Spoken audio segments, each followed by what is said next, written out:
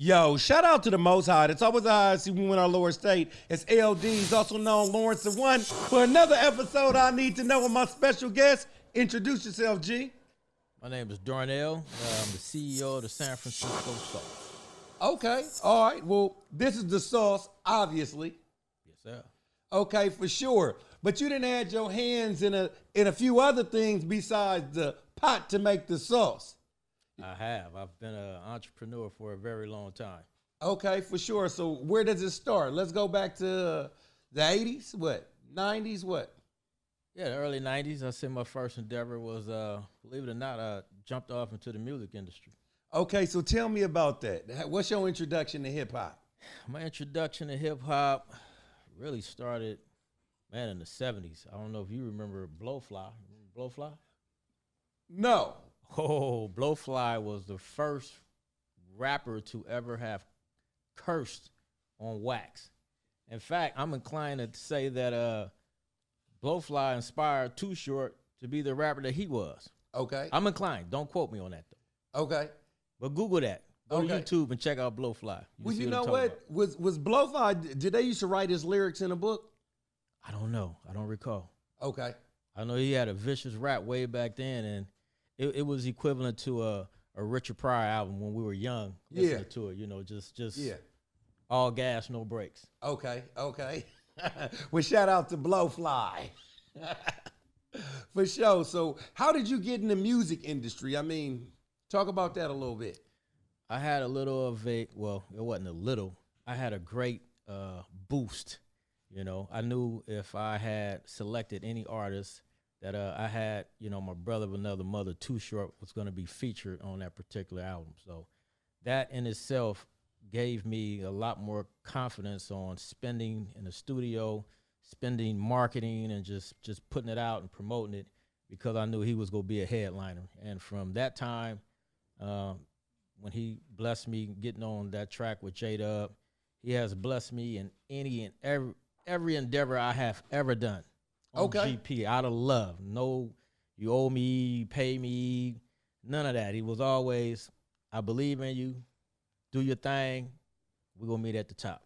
Gotcha. So you from East Oakland, obviously, then? Absolutely, Sobrani Park. Okay, shout out to, is Black Frog from Sobrani or 85th? 85th.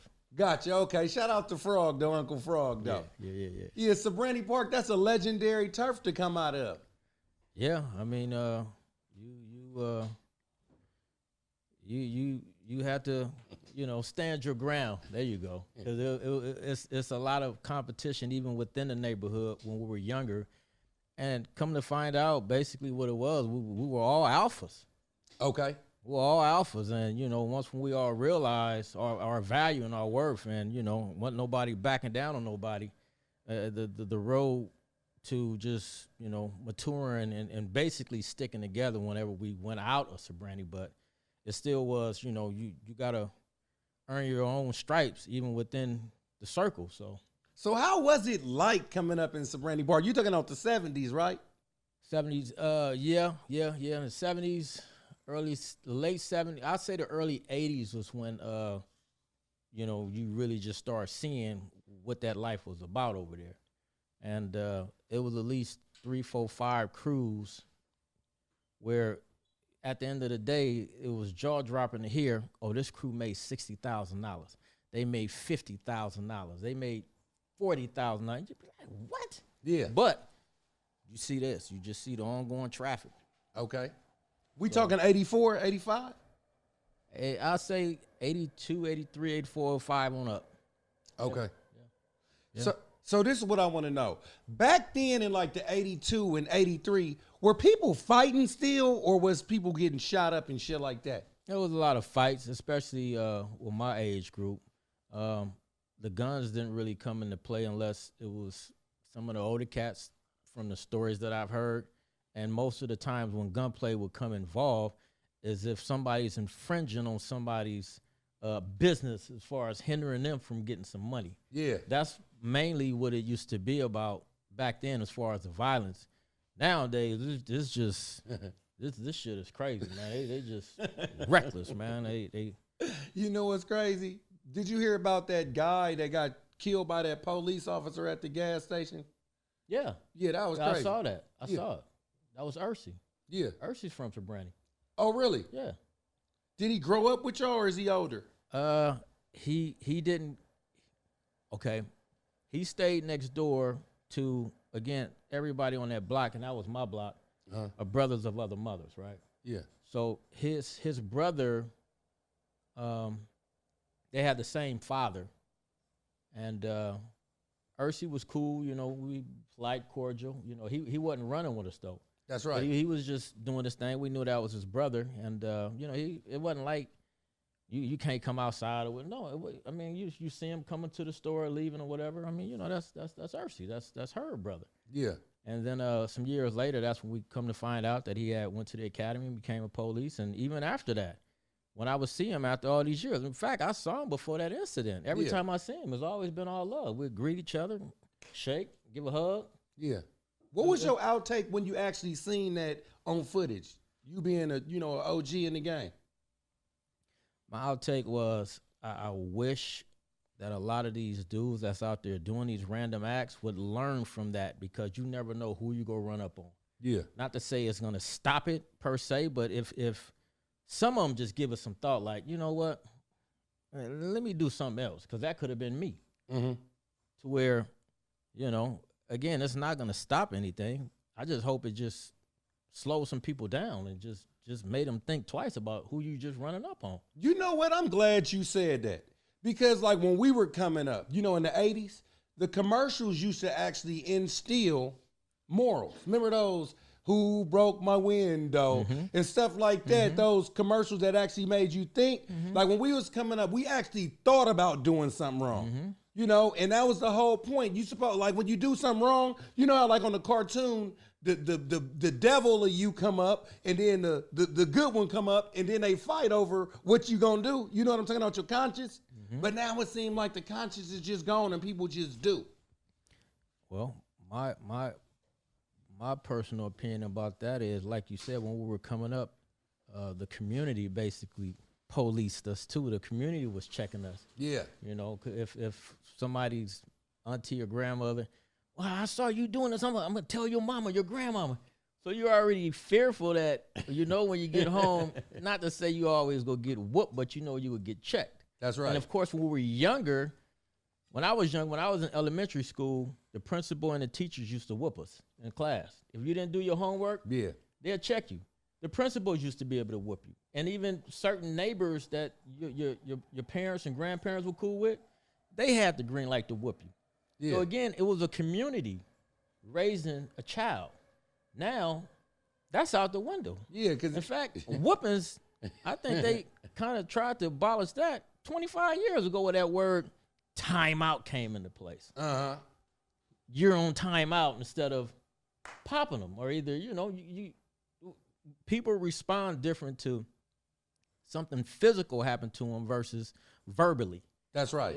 I mean, go stand in the corner. How impactful that's gonna be versus you just spontaneously and pop him upside his head. And it's not like you go draw blood or whatever. You're just really trying to get their attention. That's right. And what normally comes with that is, if you continue to do that, not to an extent to where, and we've seen this happen in public, where kids are kind of traumatized. They look like they're about to get in trouble. They get that little flinch or whatever. So again, that means they in check. That's right. They've been checked. Somebody's on them. And if you don't have it, then it's a lot of room for, here you go, on how we on the outside looking in, sometimes with certain people's kids be just challenging them. You know, and I didn't grow up like that. That's right. I didn't grow up like that. And you know, everybody raised their kids different. Not to say my upbringing was the best, but I think that's what's missing in today's society. I mean, the discipline is gone. Okay. And it got to be more than just, you know, threatening them. I'm going to take your iPad. I'm going to take your video game or whatever. It needs to be, you know, more consequences to it. Gotcha. And that's something that all parents that's bringing up a child, that they have to figure that out. So when do you think that you actually seen the big switch when kids start getting out of control?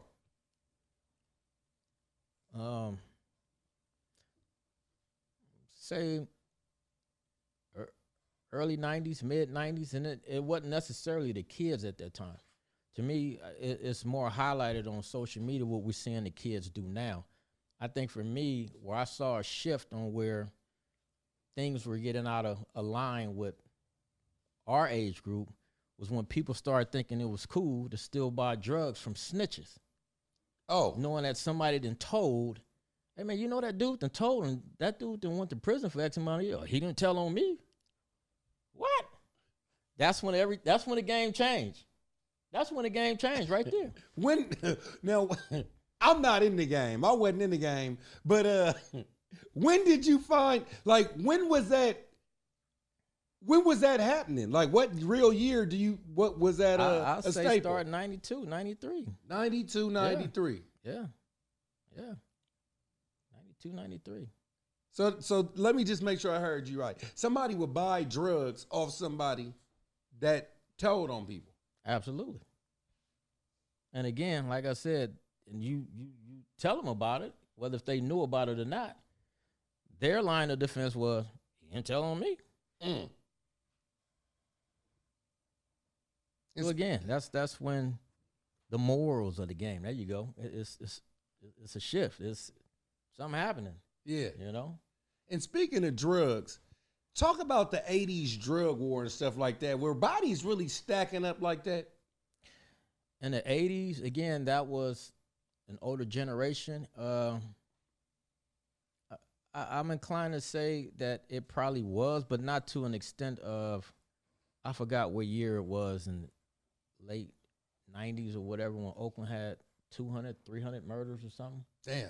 Yeah, it was a lot of murders in 1 year. It was bad, you know. But in the 80s, again, it's a thing to where you would hear about certain things, you would see it on the news, you would read about it in the newspaper, but they were happening. But again, I can't really just put my finger on as far as saying it was because of that. But I do know most of the times back then, it has something to do with somebody infringing on somebody's money. Yeah. So. And how old were you when you met Too Short for the first time?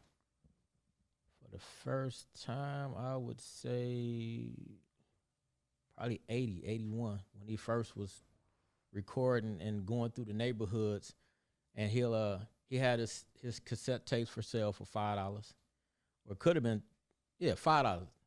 Yeah, for $5, and he would give you a special request for $10, where he would incorporate your name and your hood in his song. So he might say something like, Darnell from L. Yeah. Did you ever have one? Absolutely, all the time. And I wish I still had some of those tapes laying around where I can play them. But yeah, everybody had them. Everybody. So of course his asking price doubled whenever he went to the hoods, because everybody wanted to hear, their name being played in their system. This is some hip hop shit, man. Yeah, short. Yeah, that was a genius move on top of every genius move that he has made. I mean, he's truly ahead of his time for sure. Well, you know what I always say, if hip hop had a Bible, right?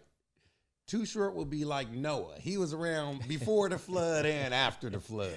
I agree. He done definitely stood the test of time. Yeah. So when you were seeing him do his thing, is that the person that actually inspired you to hop into the hip hop game? Well, it was a collection of them. Him, E40, who else? At that time, Richie Rich, and mostly all of the artists, they were basically all independent. They eventually signed with a record label, but they all started off independent. Yeah. So that was another thing that gave me the confidence to do it. You look and see, them doing it, you're like, well, if they can do it, I can do it. So you start getting the tutelage from them on, what was the roadmap to success. And they basically all said the same thing, where you got to have X amount of promotional giveaways. You got to hit the road. You have to stay in their face over there at KMEL. I mean, it's still steps to becoming successful in doing it. Not to say it happens for everyone, because some artists are more gifted and talented than others. But again, the same principles still have to apply. Gotcha. So what was the name of the label that you actually had? It's called Relentless Records. Relentless Records? Yeah. And how many artists did you have? How many did I have? Scandalous and Conniving, Confusion, Reb the Ruler, but that didn't last too long. I briefly had Father Dom. Again, that didn't last long. We didn't put anything out. But yeah, I say 3-4 artists. Okay. Yeah. So you said Scandalous and Conniving. Mm-hmm. They from Sabrina. Okay, so that's a 2-man rap group? Yeah. Okay. Yeah. And then you another said group called Confusion. They were a 2-man rap group as well. I think I heard of Confusion before. You said you had Father Dom briefly.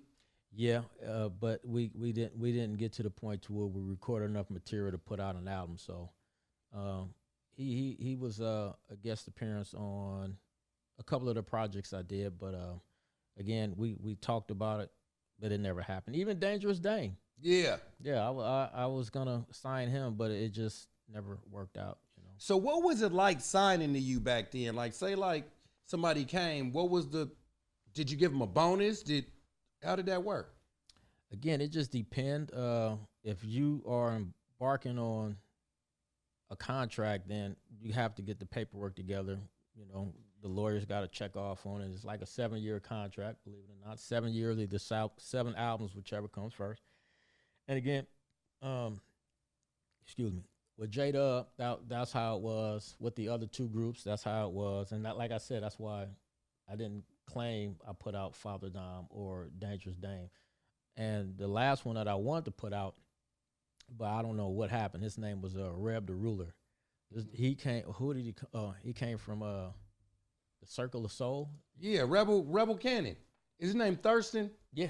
Shout out. Yeah. He's you know Fam Cirque. Yeah, I met him before. Yeah, Fam Cirque. That's like my very cousin. talented. Very talented. Very talented. He can make beats, sing. You met Fam. Very talented. Bruh with the star on his. Very talented. Yeah. Circle of Soul, man. That's they the one. Vicious. Yeah. So did you put out the Lock and Load compilation? Lock and Load. Oh, that's Vaughn in them, right? Trying to think. Lock and Load. What song or what artist was on there? It was Pimps, Players, and Hustlers. They had Mac Mall on there. I think they had maybe Late Silky. I didn't put that out. Did you put out any compilations? I did. I had a magazine that I had published called "What Millionaires Spend Their Money On." Okay.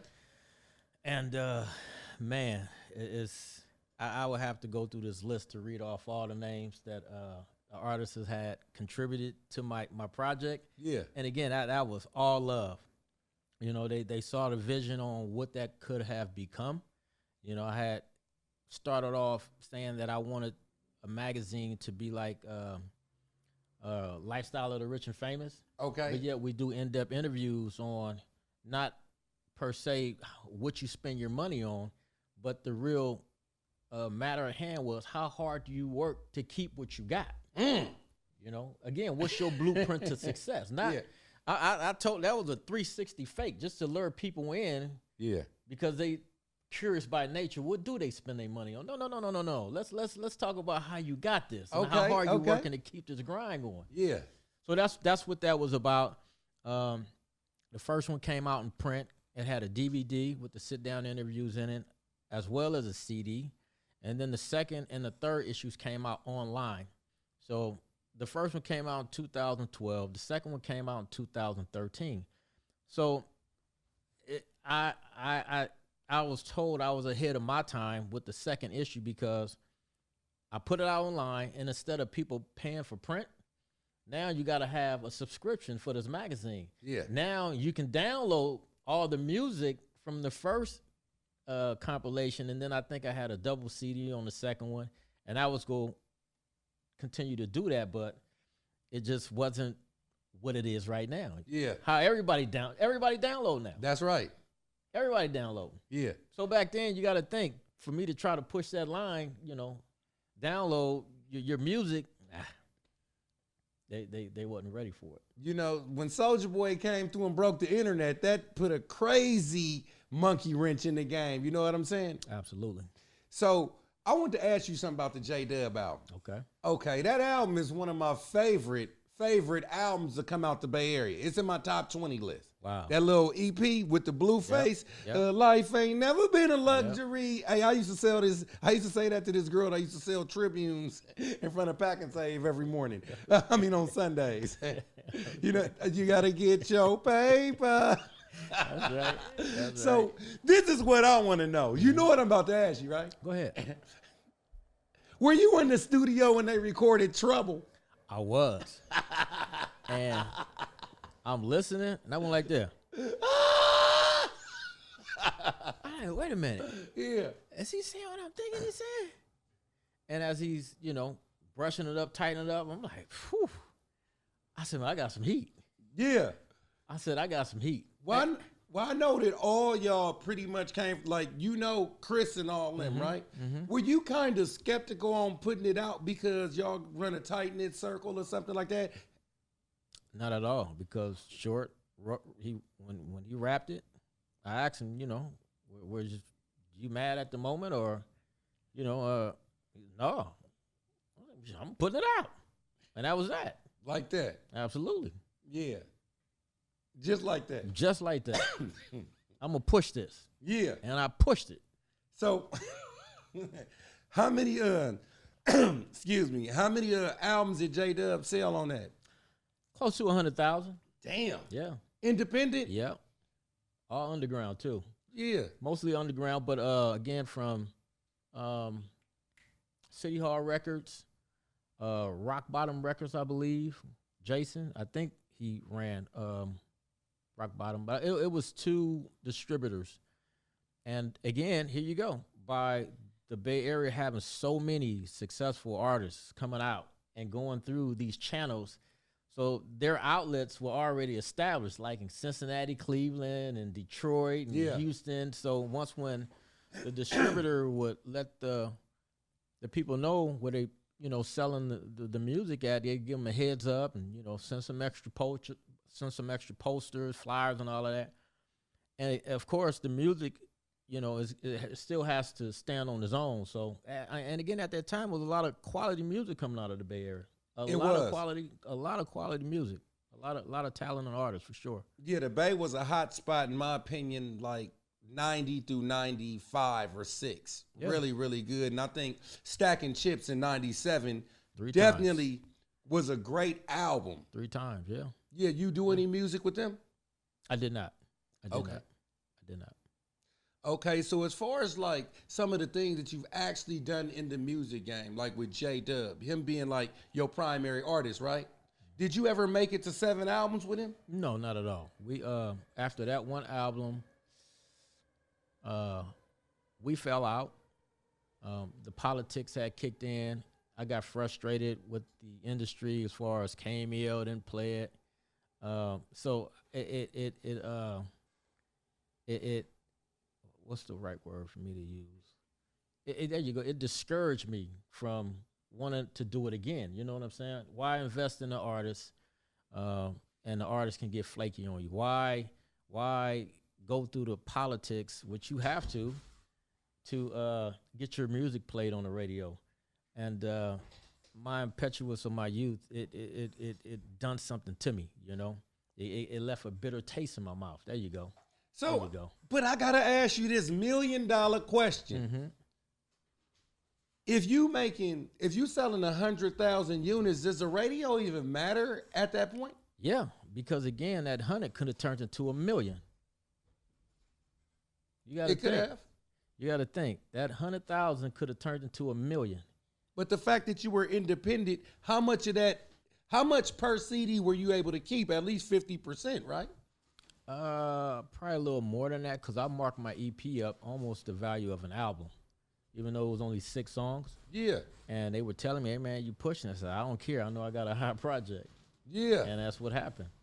Yeah. So back then, the average CD was being sold for, I think, $13, $14. Mm-hmm. And the label would get maybe $8 of that.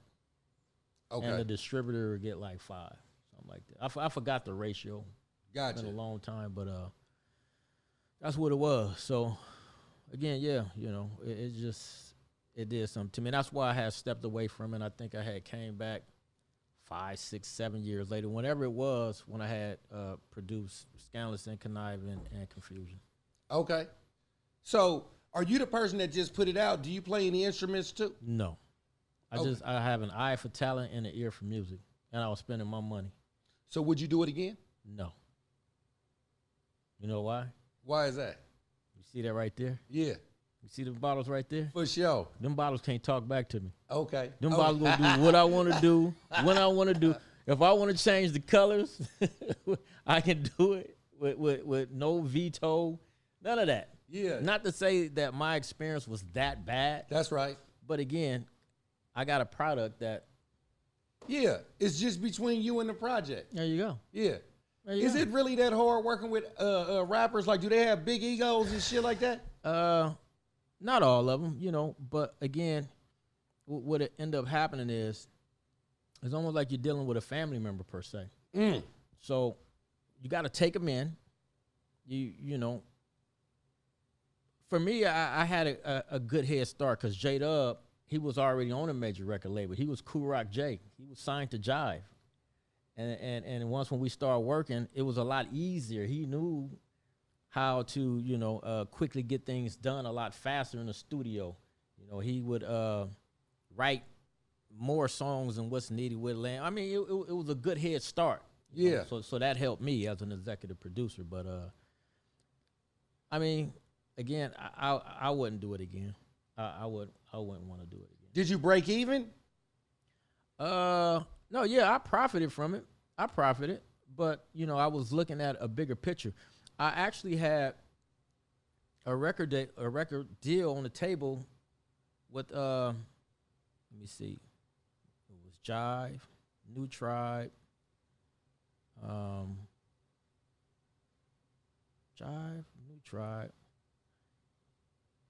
Can't think of the third one, but the last one was Payday. Okay. So Payday was a record label out of New York. Mm-hmm. Payday was the same record company that produced Dub C's first album. Okay. Right? Yeah. So I'm looking at him on the box and on BET, and that's when he was doing the Crip Walk and all of that. They offered me the least amount of money. They wanted to give me $100K, but the vision was perfect. Man, we'll take this EP, we can add to this, we'll come out with the first video for Paper Chase, and I'm like, man, let's do this. I had an entertainment attorney at the time. Excuse me, and a Jive wanted to give me $175. New Tribe, they had just gave 3 times $220. So, excuse me again. So he said, man, we should wait. Why take the 100? Who said we? My entertainment attorney. This Okay. is what he's advised me. Okay. We should wait, right? But my heart, my gut was telling me, take the 100 because these guys is ready to run with this vision right now. And again, they go come out with Paper Chase out the gate. We're going to keep the EP and add another 5 or 6 songs. So would it be a deluxe at this point? It would have been an album. Okay, yeah. Would have been an album because it still was considered an EP with 6 songs. And what ended up happening was, if these negotiations started in September, October, right? Well, the industry shuts down in November. And when nothing happened, came back in January, it was a wrap. They didn't want to do it no more. None of them. So I didn't get nothing. No deal. Mad, kicking myself in the ass that I should have took the 100. Yeah. I should have fired my entertainment attorney because, again, he was the one that was, oh, man, let's just wait, man. Why, because he knew the more money that comes in, he get a bigger pot. That's right. And how much do, my bad, but I just want to know, how much do entertainment lawyers get once that signing goes through?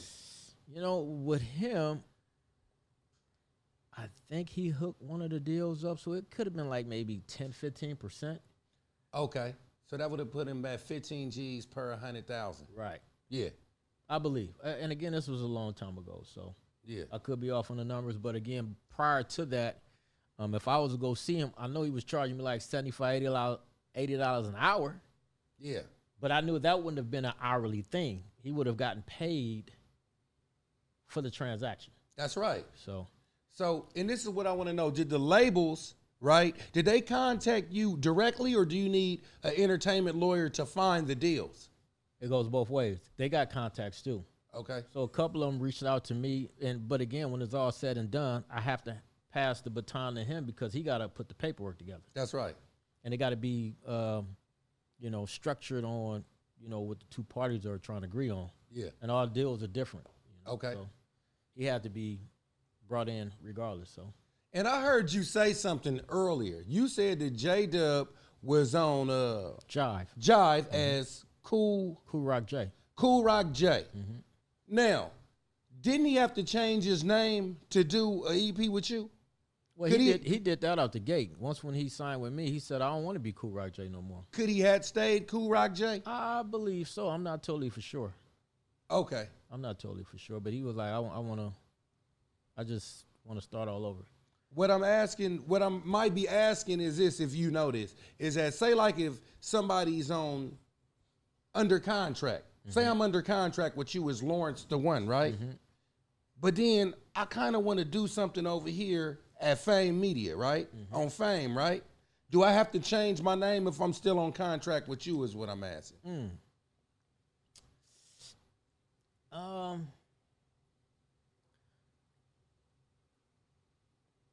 Okay. If you come and do something for Fame, what would you do? A whole album. Your album, whole artist, yeah. And you're changing your name and everything. Yeah. I don't know if that would have worked. I don't know. Okay. I don't know. And you said you wouldn't do it again? No. Even if you would have took the 100 bands? Yeah. I mean, that album could have turned into a platinum album. And let's say if I would have half-assed had another successful artist, again, what it did to me, it left a bitter taste in my mouth. So regardless to the outcome of the success, it's like now that I'm older, looking back, yeah, I can go at it different, but just I still wouldn't do it. Gotcha. I still wouldn't do it. So when did you transfer into the Sauce? The Sauce, man. Just playing around in the kitchen. Let me see, 2008. I had a girlfriend at the time before I got married, and we had just went to Costco. So you know how you get used to just eating at home, good solid food, right, instead of eating out. So she just left or whatever, right? And man, I'm hungry. I'm starving. So instead of going to get something to eat, my mom went to culinary school. Yeah. I said, Mom, I don't want to eat out. I said, teach me how to cook. She said, what you want? What you got? Now, when you say your girlfriend left, did she leave She left good the house. Or didn't come back? She came back. Okay. But she left for maybe a week and a half, whatever, right? Okay. I said, Mom, I want to make the salmon. She said, okay, let me give you 4 ingredients that you should use on everything moving forward. She said, and even after the 4, you can start ad-libbing or whatever, right? She said, seasoned salt, lemon pepper, garlic powder, onion powder. I said, well, I got some garlic salt in here. She said, no, get some garlic powder. That's right.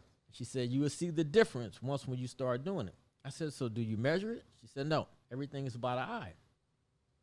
And you start learning that the more you cook your food and you taste what outweighs what, and you can start putting more in on what you like. Mm-hmm. And I think the next day I made some lamb. The third day I made some spaghetti. By the time my girl came back home, I was cool. Did she hit you with this? You must have had a chick over here. No, I told her. I told her. So what also started happening was when I would bake my food, because I would rather bake lamb, fish, chicken. Of course, grilling is always cool, but I'd rather bake it versus frying it.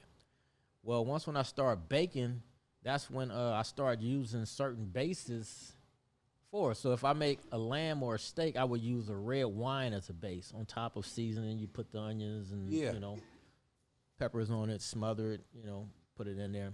And if I was making chicken or fish, I use like a white wine. Mm-hmm. And again, you start putting a little mustard on it to tenderize a little more. And again, I just kept playing with it. And I came up with this. And I was like, okay, this is cool.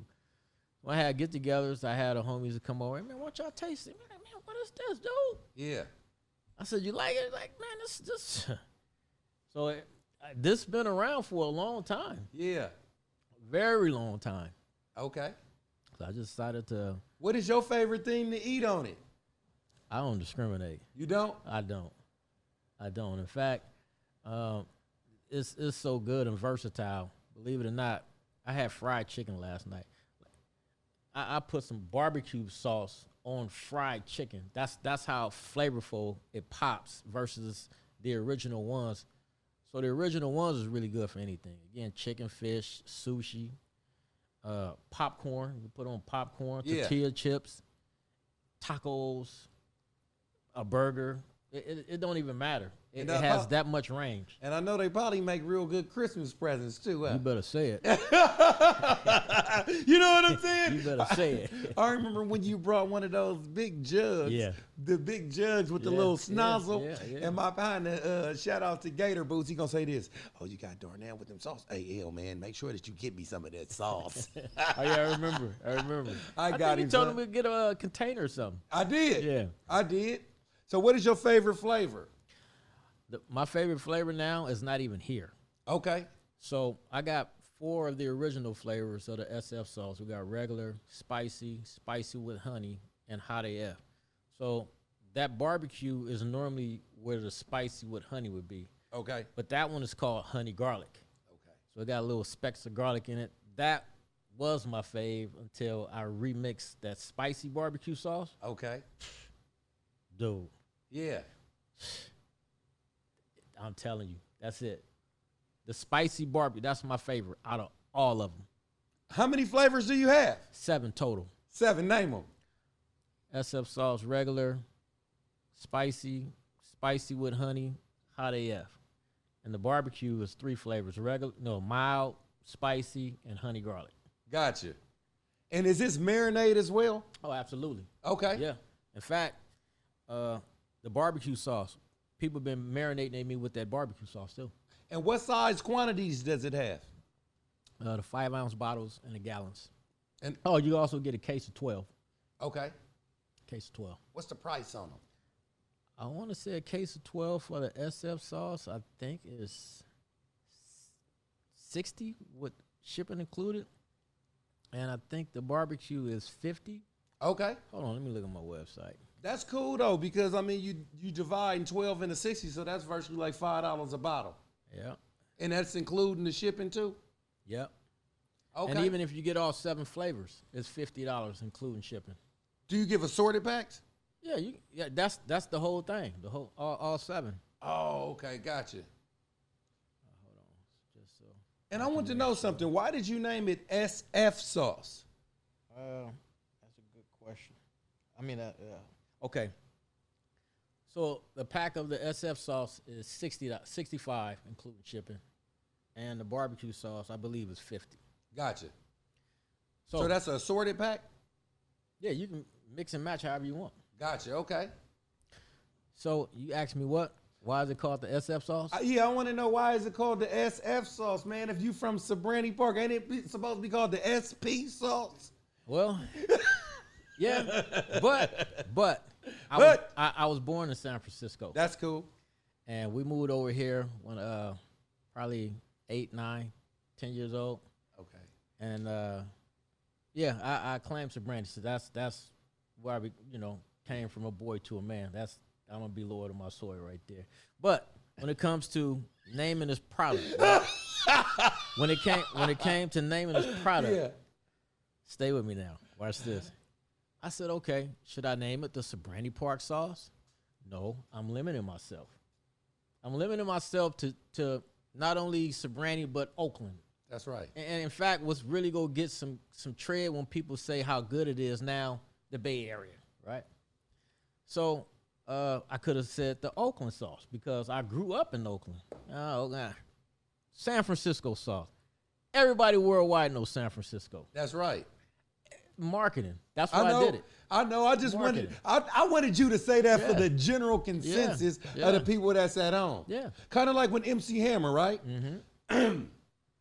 excuse me, You Can't Touch This is not just a big song because it's a big song and it has a familiar sample. It's also a big song because the Battle of the Bay was going on. You know, San Francisco versus Oakland with the hats. You know, baseball was one of America's favorite pastimes. So here he is. He got the song You Can't Touch This, and it's the Battle of the Bay. He couldn't do nothing but win. So do you still do you think that your endeavors in the music industry as far as promotion helped you with promoting your sauce? Yeah, because again, it's the same principles that you use. It's just a different product. I can stop that tomorrow and try to build and sell a phone. Yeah. I'm going to do the same exact thing. It's the same thing. You don't change anything. It's just a different product. Was that in your magazine? Hold on real quick. We got to give shout out to the train. You know what I'm saying? I give homage to that train when it comes through. You know what I'm saying? That's marketing. All right, for sure. What was your question again? I said, is it in your book? You said that you use the same strategy for how you promote things. No, I didn't put that in my book. You know, that would have been something I probably would have tried to pry out of somebody that I'm doing an interview with. Yeah. Okay. So this is what I want to know. How do you deal with people that want to know the formula to make the sauce? How do I deal with it? Yeah. I just tell them if I tell you about it, I have to kill you. You know what? That's the same thing Zoe the Roaster said when he was sitting there. Shout out to the big homie Zoe. That must be an East Oakland thing. You know what I'm saying? That's the second time I done heard that in that chair. That's hella funny. So you said that basically mom showed you how to cook, right? Yes. Is she? You said that she's a real good cook? Oh my gosh, yes.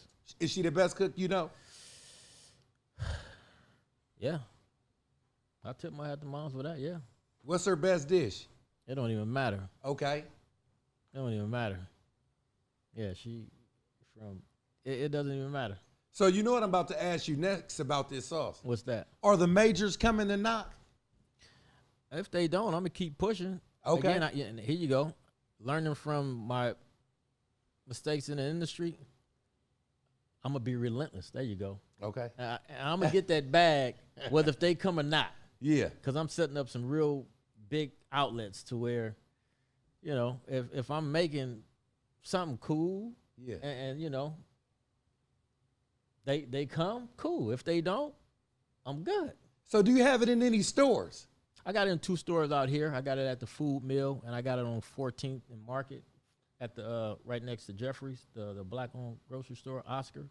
14th and Market. That's by Acorn Projects, right? No, that's right next door to Jeffrey's.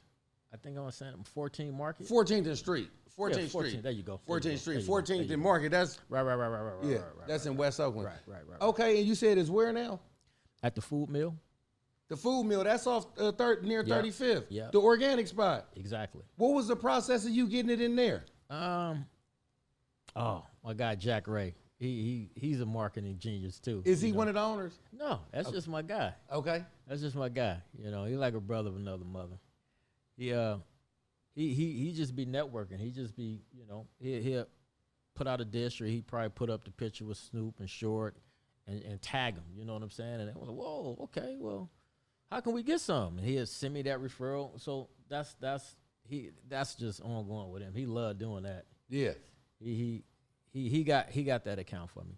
Who are your 5 biggest supporters in this? Because it seems like you got a lot of love being a good dude, man. You know, I can't. First and foremost, I say my wife and my mom.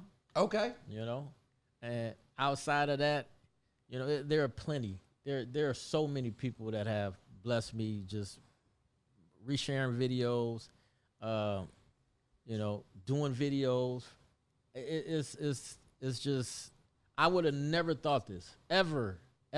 Yeah. And again, if I start throwing out names, I'm gonna get mad by not saying other names that I should have thrown in there. So gotcha. I just leave it at that. Gotcha. I've gotten a lot of love and support. I feel very, very blessed. And, Do you feel like you getting the same love in the sauce game as in the music game in terms of like people supporting you? Absolutely. Because I say first and foremost, the EP just as well as the sauce, they're great products. That was a great product back then. It was. That was a great project. This is a great product. Yeah. So I hang my hat on that first. Yeah. And then whatever extra love that come with it, the endorsements that's all for the better, you know. Who's the most famous person that actually posed with the sauce? That's quite a few. Yeah, yeah. You got Snoop Short, you got Gary Payton, you got Fab, you got Warren G, you had Ice Cube. There are so many. So where are you meeting these people with the sauce? It just happens, you know. Yeah. And even my marketing person, she's gotten a lot of people too. She got I Am Sue. She got Mr. Fab. And again, her thing, you know, when she see him, she interact with him. She show him the Instagram page. Be like, you know, we got this person on with that person. Well, come on, won't you give a little shout out? And they really be gung ho in. So you have a marketing person? I had one at the time. Okay. I'm solo bolo right now. I do have a marketing team, but not to the effect on what they do compared to what Nakima Randall used to do. That's her name, Nakima Randall. Okay. How did that work though? Like when somebody's like part of the marketing team, like how does that work? You just give them a case and then they just go to events and you pay them? Well, she always had product. She just naturally has a gift to gab. She get up. In fact, she also had Juan Toscano to take a picture. Juan Toscano, who is that? For the Warriors. Okay. And he's from Oakland. That's who that is. They just did an interview on him. Yeah. Does he look like Mexican? Yeah. Okay, gotcha. I remember seeing that last name, and they just did an interview. Ain't he like from 90? Yeah, he's from. I don't know what part of Oakland. Street. Yeah, he's from 95th Oakland, and 8th. Yeah, it's A Street or something. Yeah. So again, you know, just being blessed on all angles. So this on all levels. I got an idea. I think you need to do. What's that? I think you need to make some chips. Make chips? Potato chips. Huh? With the sauce. I'm gonna tell you, who got some good ass chips, man. Chipotle. Chipotle, you talking about like the place? Yeah. Those is cool, but I'm talking about a rapper. Who? I like his music. This is not a diss. But that nigga Lil Baby's chips is just as good as his music. Really? The barbecue vinegar, it's the blue bag. Okay. I could see this sauce being like on some chips. Okay. Yeah. Yeah, it pop on chips. Yeah. I haven't had it. I'm gonna try it though. For sure. I'm gonna try his chips. Yeah, it's the blue bag though. The blue bag. Hella good. So you got a red bag too, like the Matrix? I'm not sure if red. I know he got more than one flavor, and I don't want you to get it twisted. You know the the blue little bag. Yeah, you know the wrap snacks? Yeah. Yeah, the vinegar, the salt, vinegar, and barbecue. Okay. Yeah, they go crazy. I'm gonna check that out. Before we get out of here, man, is there anything that you want to say? Thank you guys for bringing me on your platform. Yeah, I appreciate it. Do you plan on leaving something? You know what I'm saying? Yeah. There you go. That's for you guys right there. Hey, yeah. You know, I'm like Tupac. You know I'm going to hit your motherfucker. Yeah, that's for you guys right there. In fact, that's why I brought one of the barbecue sauce, because, again, you guys didn't have that last time. We didn't. Yeah. Get a whiff of that right there. Okay. Y'all thank me later. Okay, for sure. Yeah. And where can people find you at, man? On Instagram, Darnell Thomas #7. The SF Sauce, SFSAUSE on Instagram. I got a Facebook business page, The San Francisco Sauce. And the website is www.sfsauce.com. For sure. Yeah. You should hook up with Stunner Man. Maybe he could give you big saucing. Okay. Well, I'm L-Deez for another episode of I Need to Know. And as usual, come on, you know what I want.